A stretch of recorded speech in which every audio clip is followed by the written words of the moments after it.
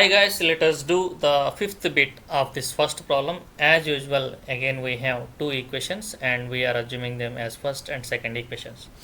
Now from this first equation, when you transpose this root 3y towards right side, you will get root 2x is equals to minus root 3y. From that again, if you transpose root 2 towards right, then finally you will get x is equals to minus root 3y by root 2.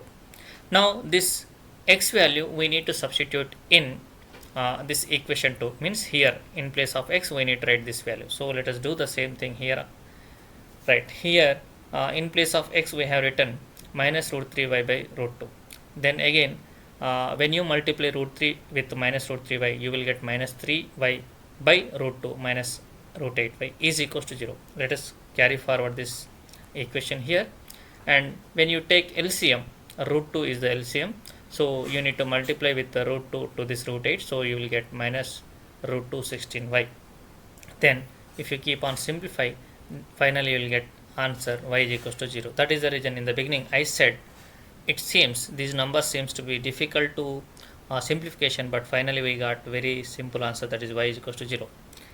Now we got y value and we have to find x value. So for that, let us substitute this y is equals to 0 in equation 1. So what is that in equation 1? This is the equation 1, and in place of y we are going to substitute y is equals to 0.